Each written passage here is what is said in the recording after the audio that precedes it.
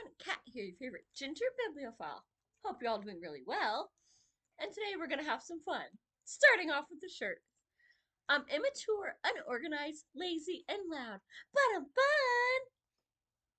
And so that's what we're gonna do today. We're gonna have some fun. Huh, little man? You wanna hop up with mama? You can't tell, but I've got a puppy here. Let's see. You gonna say hi, little man? He said, no, don't look at me. So today we are doing a tag created by Jessica over Jessica's library card. I saw this initially over on Chaz's channel. So I will be linking them both down below. If you haven't already, go check them out. And it's the Booktube Bio Tag. So, first question is, who are you? Share a little bit about yourself. My face kind of gives a lot away. I have to work very hard to hide what is going on in here because, I still haven't won the lottery yet. If you know what that means, and you know. But I'm a Southern girl that has lived all over the place. I'm from Georgia, and yes, it is called Coke. If you ask for Pepsi, you're outing yourself. I don't care what it is. Dr. Pepper, Mountain Dew, Sprite, whatever. It is a kind of Coke. So, yeah. I have also gotten to live out in California. I was in wine country for a few years because my ex's parents were nice enough to, essentially adopt me. So, yes, daddy is not actually my daddy. That's my ex's stepdad. Which is really weird when you consider the fact that we broke up over 18 years ago.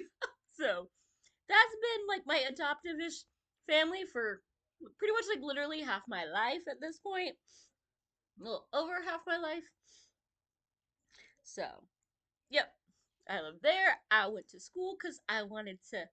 Well, I watched Mythbusters and found out that you can get a degree in making pretty fire. And I really wanted Carrie's spot on Mythbusters, but that did not happen. I graduated a year too late for her to even have her spot. And then I finally got my foot in the door, and then COVID happened, and the boys club is not being very nice and letting me back because I didn't shoot off the stuff. I made the pretty fireworks and sent them to people to design the shop. So, yep, that is not what I'm getting to do now. But hey, we do this because it's our happy place because we got all the books and our friends. And 9 times out of 10, it's somebody will come by and get a cute puppy or something. And yes, I've got Chaz's video up on here for the prompts. And I started reading because it's my teacher's fault. He called me Hermione, and I needed to know how much revenge I needed to get for him insulting me in front of witnesses. Turns out it wasn't actually an insult, and it's kind of fitting because, and yeah, I was started reading those books about the same time they came out. I was in 7th grade. The third book was coming out, or had just come, but around about that time. And I hung out with a couple of guys that like to get into trouble. We weren't necessarily bad, but we got bored and we got rambunctious. And they would pull crap, but they listened to me. Because apparently most of the chicks were supposed to be squeamish and I am the youngest. Most of my family is male. A lot of the older generation is military. I don't do the screamy thing. I do the try that again and see what happens. I have a purse and there's a loose brick over there. Keep it up. that was me. So they listened. So I got into the Harry Potter. There was Christopher Moore at the library with "You Suck," a love story. Yep, my sense of humor has not changed. I remember going to get this t-shirt at Spencer's at the mall with one of my friends in 8th grade. I am not in 8th grade anymore. But I can still fit it because, well, I did also get it from the men's department because that's all the clothes they had at Spencer's.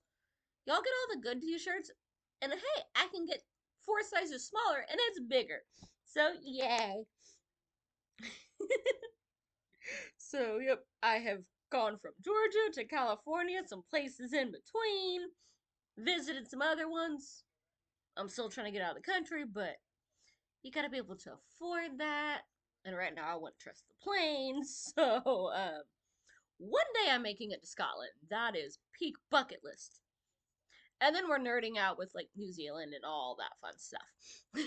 Because, yeah, who doesn't want to hang out in the Shire? But I'm also like, my grandparents were Scottish. I want to go to Scotland and hang out with my fellow gingers that understand that sunlight is evil and the beach is attempted murder. And there's also Anne Rice, which I love it. Like people would just pass books on, and I used to spend summer with my grandma, so she gave me Interview with the Vampire to read because somebody gave it to her and was like, hey. And now I like vampires.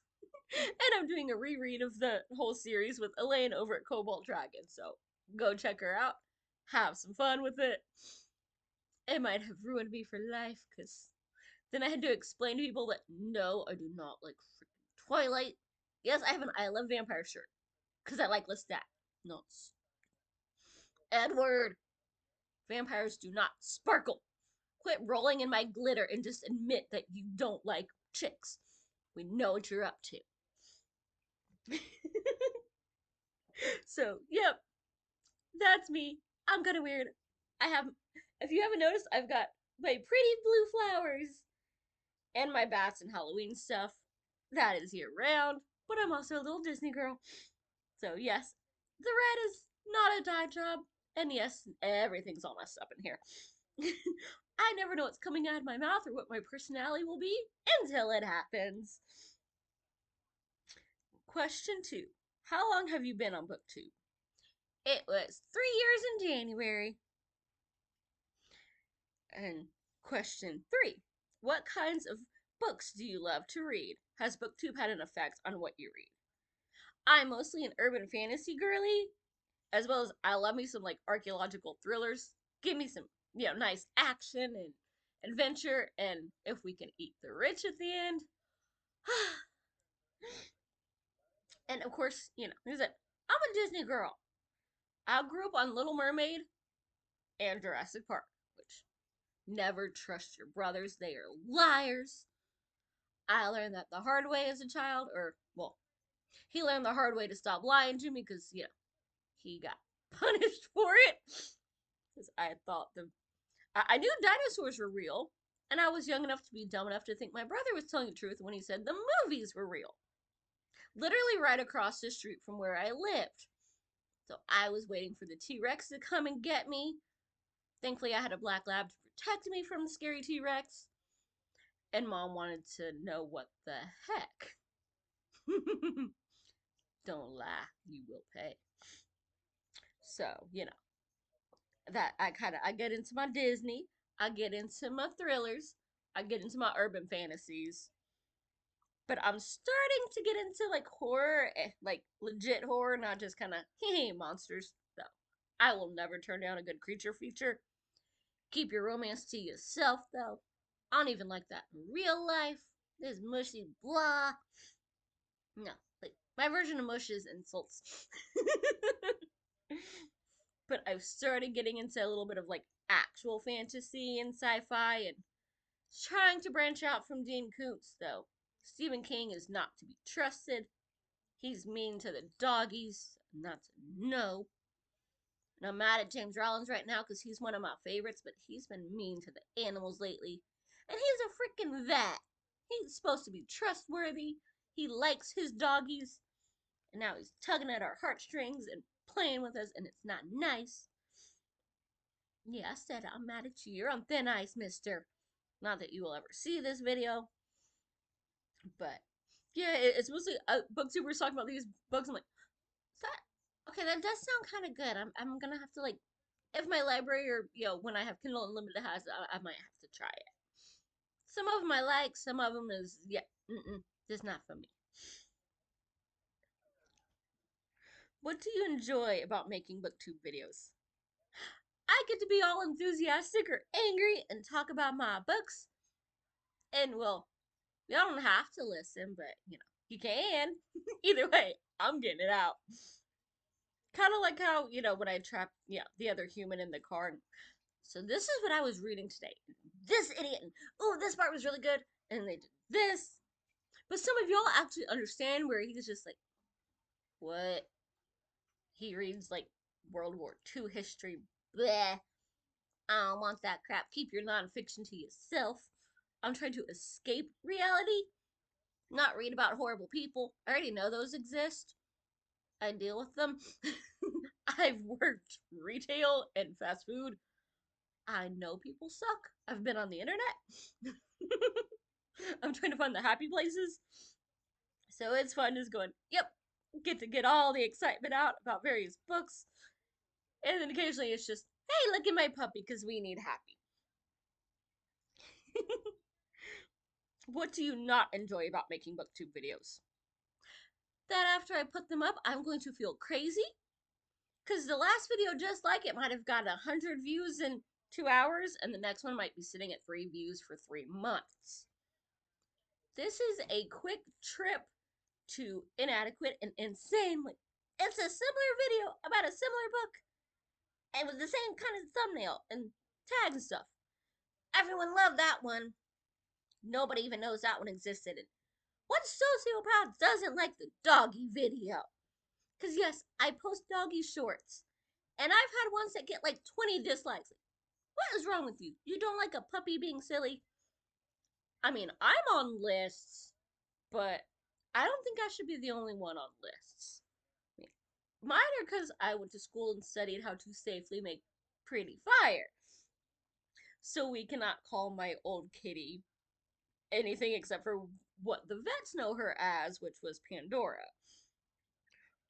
What the other animals and all the friends and family knew her as was something with a T, because she liked to destroy everything, but we're not going to say that word. They said, I went to school for Pretty Fire. That means I went through a lot of background checks every semester. And they track where I am and keep me on lists because if something happens in the area, hey, did you do this? You know how. We need to talk to you. So, yeah. So, people not liking animals, I wonder, y'all might need to be on lists more than me. And then the analytics just make me freaking insane. How do I have 1,000 videos and that many views? And you got less videos than I got views, and you got like, you know, 11,000 subscribers and 20% come back regularly. It's crazy town. Bump it. So, next question. What video on your channel are you most proud of? I don't really have any videos that I've actually done much work on, except for my recent ones of here's all the series that I've started since joining this. And those have not done very well. Oh well. Keeping myself accidentally accountable. But I think the ones that I'm actually proud of are my little shorts that I really haven't done in a while of just going, hey, life sucks, but you don't. Because sometimes life really sucks, and you need somebody to very aggressively remind you that you are freaking awesome and you will make it out the other side. And hopefully some of your enemies won't. Because I'm a little evil redhead too. I'm fun sized. Not only am I fun, I'm fun sized. Because I only claim 5'2" with my shoes on. And y'all know what they say, the shorter the, chick, the shorter the temper. And I have a warning label on my head. This is not a dye job. Question me, you will find out, and it won't be the fun way. So, those are the other ones that sometimes they reach all the right people and they get a ton of views and likes and comments, and other times, like, I guess nobody needed this message because it didn't get to many people. So, but those are always nice. Is there anything you wish was different about BookTube? Yeah, I wish it made some freaking sense. Wait, how do I get 1,000 views in an hour on one, and then I post almost the same thing 3 days later, and it takes a week to get 2 views? Like, what are? I'm already psycho. I don't need help becoming crazy too. Make it make sense.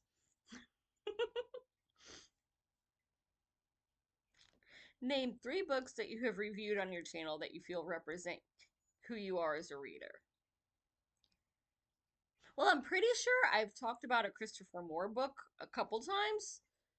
I'm not sure which ones, but I think his last one that I've read was, Shakespeare for Squirrels. So we'll go with that one. There was also Razzmatazz. Again, it's Christopher Moore. It is weird. I freaking love him. I haven't reviewed Harry Potter. I just talk about it. Um, I've done some tangent. I've been reviewing various Sigma Force thrillers, which are basically it's scientists with guns. We always get some like ancient historical mystery that has been brought into the modern world by the bad guys that try to take over the world. And then we've got our good guys, the scientists with guns. They're like, hey, we know all this stuff and we've got some really cool tech. We're gonna follow the leads, find what's going on, and stop it. And usually the bad guy is super rich, and there's like nice poetic justice at the end of, hey, we used our money for evil to try to get more rich and take out all the peasants. And oh crap, it didn't save me from my own evil plan turning on me. It makes me so happy.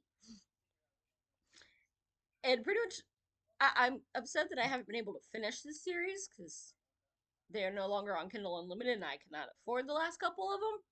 But there's a fairy tale, retelling series by Laura Burton that basically it always blends like 2 fairy tales together and then just completely flips it on its head. Like I think we had Belle and Robin Hood. There was also Captain Hook and Ariel, and it just I freaking love those. I love me a fairy tale retelling, especially if it's kind of the damsels are not in distress, or even if they are, they go handle their own business. No more of this. I'm cute and dainty. Save me! Oh, yay! You saved me, and you almost know my name. Let's get married. Nah, we ain't having none of that crap. It's yep, this happened. Sit back, little boy. I got this, and I'll talk to you later.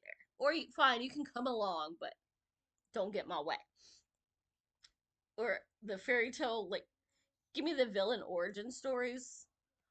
Yes, I don't find very many of them, but when I do, they just they make me so happy. Like there was Heartless by Marissa Meyer, and I haven't read a bad book by her yet. And then one I just read was Rise of the Sea Witch by Stacey Rourke, and ooh, I was rooting for Ursula by the end of it. And down with Triton. So yeah, love it. Those are my 3 go-to genres. Name 3 booktubers whose content inspires you. Oh dang, now y'all just put me on the spot. Well, there's a lot of them for very like different reasons, and like just my friends. So, I don't know. We're gonna. Well, I've already mentioned Elaine and Chaz, so I don't want to keep throwing out the same folks. Um, this is what I get for always just straight up off the cuff and everything. Um, go with Michael K. Vaughan because he is just always energetic and he freaking cracks me up. I like, dude, him and Roger be getting up to some stuff, and never trust Roger. He's always got plots. I don't know how he has that much energy at like 4 and 5 in the morning, and it is mind boggling. That's me sometimes in the middle of the night if I've had my nap. Um, well, I love me some Farrah, but it seems kind of mean to be like, hey, go check her out. Her stuff is, yeah, you might think that she's left. She hasn't. She's on a break over at Bookstalgic, though. Fingers crossed she comes back soon because she does some amazing videos. Matthew, the man with the hat who reads. I've met him pretty much like when I started, because he also loves James Rollins. That was our bonding thing. Though he has a more normal sense of humor, so he doesn't seem to like Christopher more. Hmm, it's a love or hate kind of thing, because he does have weird sense of humor, but so sad. I don't think he liked the Tim Dorsey that much either. And you know what? Noah, my chaos gremlin over at the Bookworm, because he's got a lot of crap going on in his life right now, so he might be a little spotty posting, but he is just always so energetic and happy and friendly, and we could all use more of that. I let my redhead come out quite a bit, but he is just so sweet. And chaos! And also, like me, he gets tongue tied. And it's nice to know that I'm not the only one that speaks English but can't speak English. Share the love. It can be challenging to find your audience. See, I told you I can't speak English. Name three booktubers who you think need more hype. Well, again, most of the ones that I'm, good friends with are already, they're small and I've already called them out. But, now we're gonna have to look through our list and see which of our friends are on the smaller side. Let's see. Let's see. What are some ones that are posting regularly but aren't huge?